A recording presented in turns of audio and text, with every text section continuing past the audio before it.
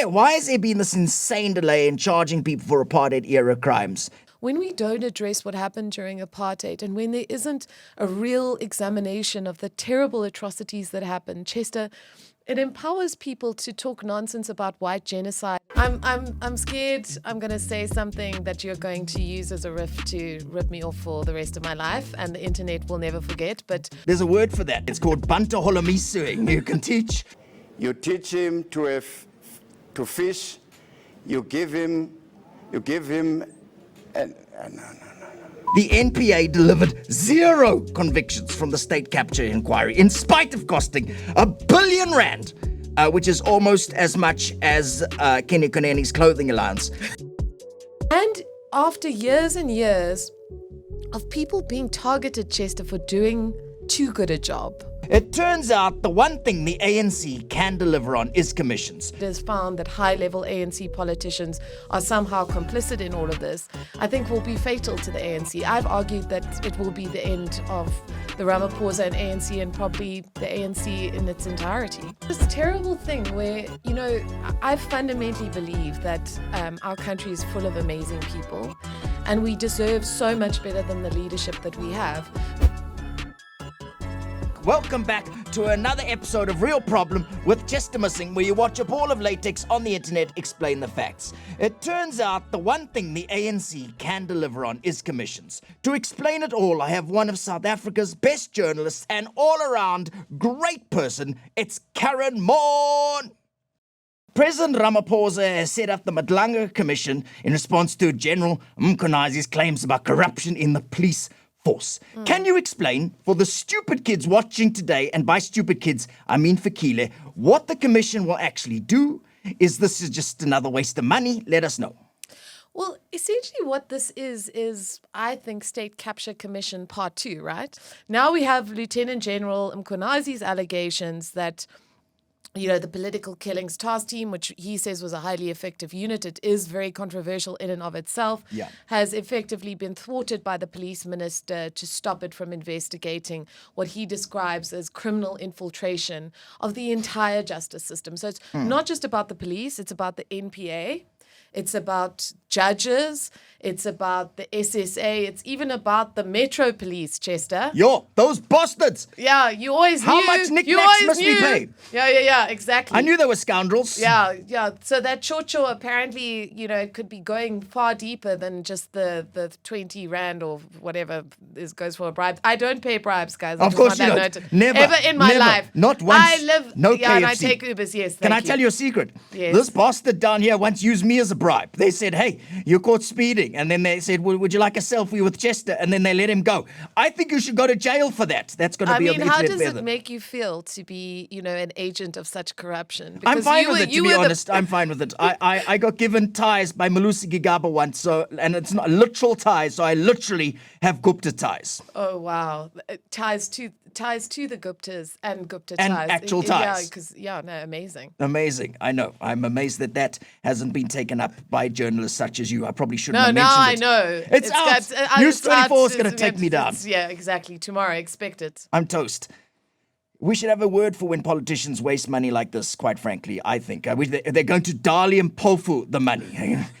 They're going to Gayton McKenzie's salary the money. Listen, we have, as you've said, we have commission after commission where almost nothing happens afterwards. Why will this Madlanga Commission be any different? Well, I think at this point, I have a different view on the effectiveness of the State Capture Commission. I think that what it did was why it didn't get sort of criminal accountability in the way that many of us would want, and I think we should democratically have.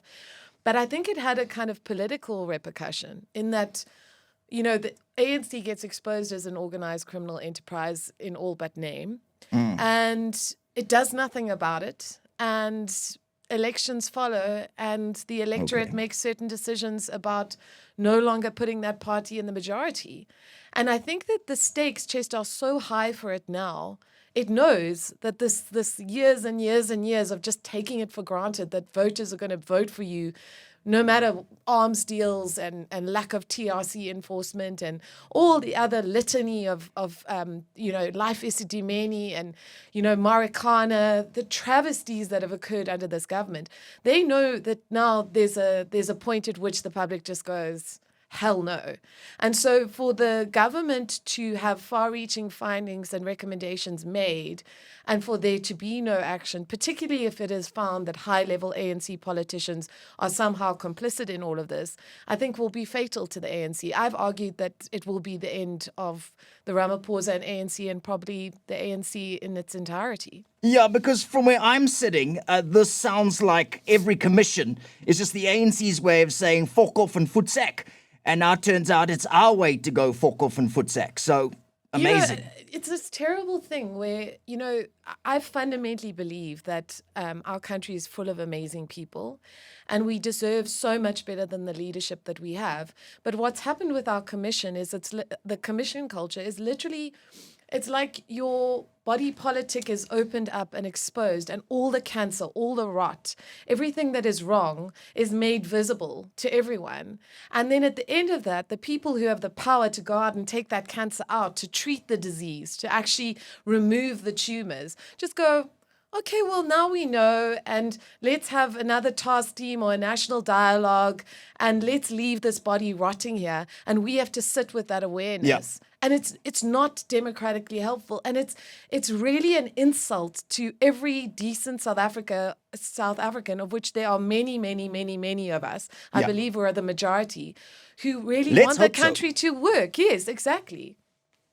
Listen, can the ANC do anything to survive this Madlanga Commission? I mean, what would it take for them to actually turn the boat in this? Because it does seem like it's the final episode of a series, doesn't it? The White Walkers are coming, and by White Walkers, I mean Helen Zille.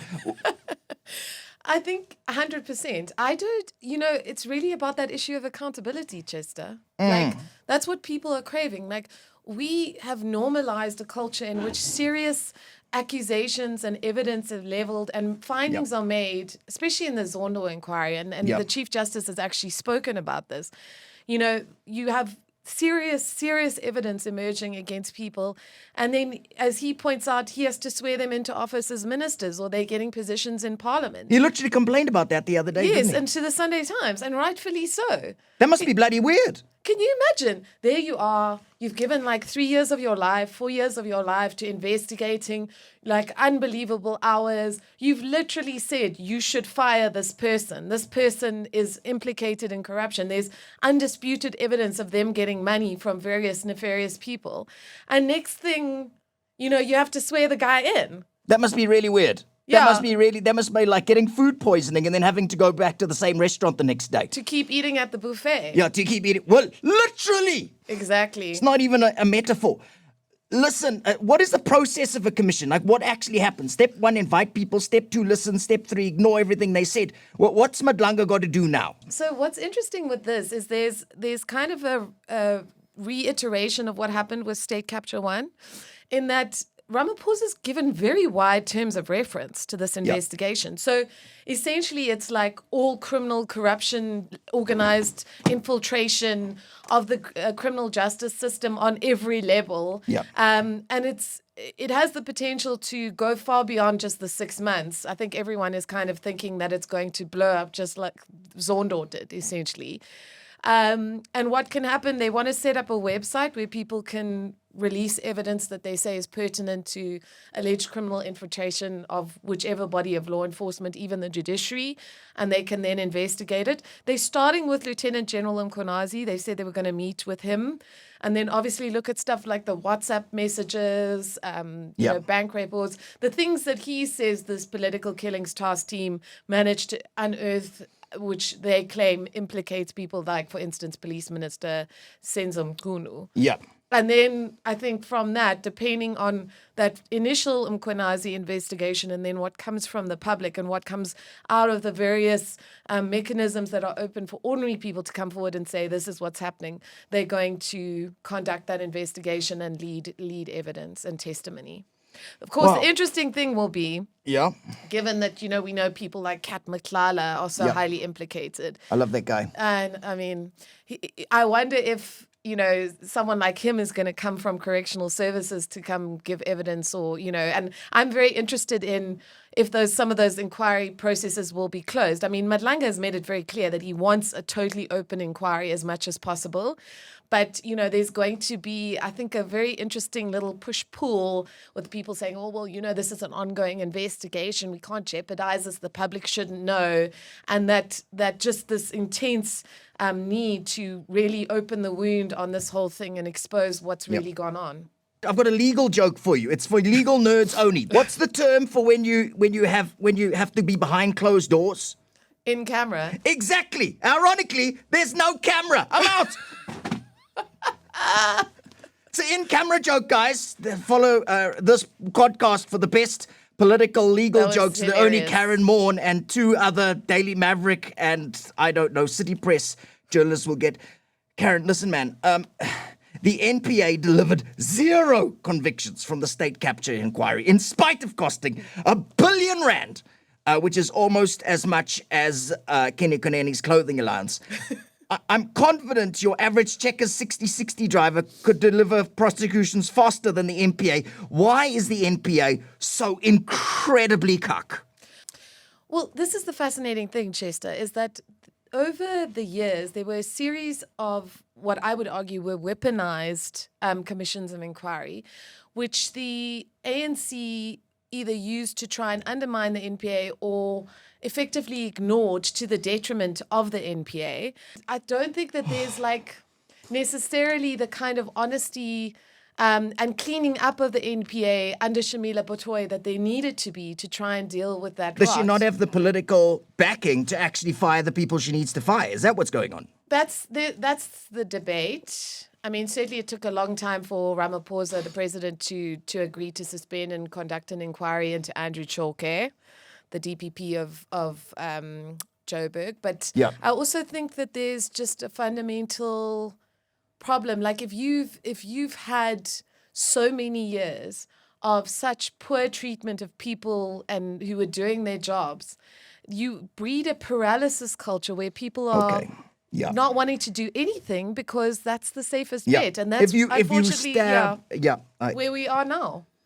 You stick your neck up, you'll get fired. I mean, it's nuts. It's like the home affairs of justice. Exactly. Why has there been this insane delay in charging people for apartheid-era crimes that were exposed by the TRC? Well, this was the original sin of this commission's unaccountability culture that we have, because we know the TRC said there were 300-odd cases where they denied amnesty for various reasons, amongst them that the people weren't honest about the murders and disappearances of kidnappings from, the Cradock 4, Fort Galata, Nokutile Simalani, Alma Timol, a wide variety of activists who literally gave their blood for this country. And they said, no, the NPA must look at this and consider possible prosecution. And this was, of course, really reached its zenith during the leadership of Vusi Pikoli, who was very passionate about justice for those people. One of his very close friends had been murdered by the apartheid police and thrown in a river. And so, he speaks very passionately on this issue. But I think it's something that resonates across our society. And, of course, that push, he wanted to hold Adrian Flock, amongst others. He was then the apartheid law and order minister, accountable for the attempted poisoning of Frank Chikani. Yes. And he said that move was weaponized by certain people within the ANC already unhappy that, they were pushing for Zuma's prosecution, Celebi's prosecution, and Celebi himself pushed this. So there was this big pushback against apartheid-era prosecutions, and this argument was effectively advanced, and this is what this inquiry that's been instituted by President Cyril Ramaphosa now has to investigate, that these apartheid prosecutions should be blocked because they could open the door for potential prosecutions of ANC members who were denied amnesty by the TRC. And so as a consequence, blatantly vicious extrajudicial murders where people had been denied amnesty were not prosecuted. And many families still don't know, like Nokutula Simalani's family, still don't know where her body is because there was this absolutely horrific delay in these cases being prosecuted. That's disgusting, Karyn. Are you telling me that the ANC has actively blocked, by the looks of it, justice for the victims of apartheid to defend themselves? Yes. That is disgusting. It's despicable. I would say it's completely shameful, but clearly the ANC has run out of shame. They have shame shedding. Footsack, shame on you. Listen, one last thing before we wrap up. You're a very aware white South African, my experience of you so far. Why does it change things in South Africa for white South Africans to acknowledge what apartheid and its legacy gave them? You know, Chester, I get so emotional when I talk about this. And I know it's supposed to be a funny podcast. No. Yeah, We're getting real now. but, It's real. I'm also latex condoms are serious. Let's do this. So I've had experience over the years of telling the stories of these families who are still looking for their children's remains, their sisters' remains. They have no idea what happened to them. And, you know, people won't leave homes where the child that disappeared after the 1976 uprisings, like that home that they know, because they're scared the child's going to come back as an adult and they won't be able to find them. And, you know, in many of these cases, pretty much all of them, it's very obvious that the child or the young person or the activist is deceased. But because these families don't have answers, they literally live in the grip of these kind of ghosts that they can't put to rest. And how it was explained to me by, Nokutula Simelani's mother, was that she believes that if she can't bury Nokutula's soul is essentially adrift in the afterlife, and she's not with her people, because there's this belief that when you bury the person with their families members, then they're with their ancestors, they're with their relatives, and they're safe. You know, they're not just in, lost in the hereafter. And it's a very painful thing, because people are living not just with the loss of that person. Like Nokutula Simelani's mom kept saying to me, she keeps thinking she's going to walk through the door. She kept her, because she'd been disappeared by the police in September 1983, going to the Carlton Centre to buy shoes, and she was never seen again. And she was buying shoes for her graduation, and her mother still has the graduation gown. My goodness. And I just think it's a different kind of pain. And what I find so difficult is that you come in there as a white person and you've benefited from the system, but people will tell you their stories with so much grace and so much humility. And all Mrs. Simelani wants is her child's bones so she can bury her. And yeah, it's just, I find it so unbelievable that people don't grasp the kind of emotional and spiritual degradation that comes from a lack of resolution, that you can't even say goodbye to your child. When we don't address what happened during apartheid, and when there isn't a real examination of the terrible atrocities that happened, Chester, it empowers people to talk nonsense about white genocide and white persecution and all this white supremacy, because they have no idea how truly gracious people were in the democratic era. And I think that there's a kind of subtle telling on yourself, because there is an underlying belief that, this whole white genocide mythology.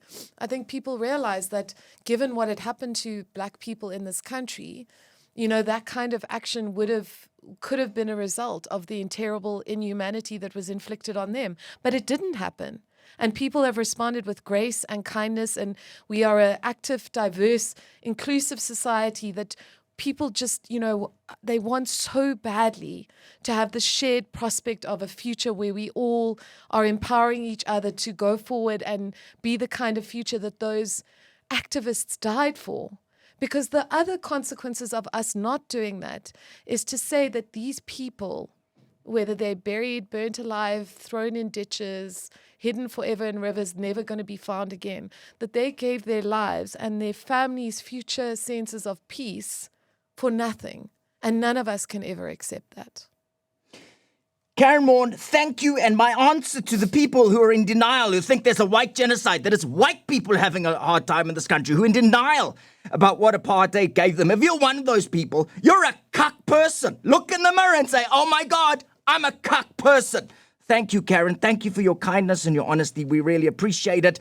Guys, thanks for watching Real Problem with Chester Missing. Go for it. Follow Karyn on all the socials. She's amazing. She's where you hear all the news. She's an asset to this country. Let's keep demanding for justice. Guys, like, subscribe, follow, whatever you do. I have an OnlyFans page I've just started. I'm kidding. I don't. I'll see you later. Bye.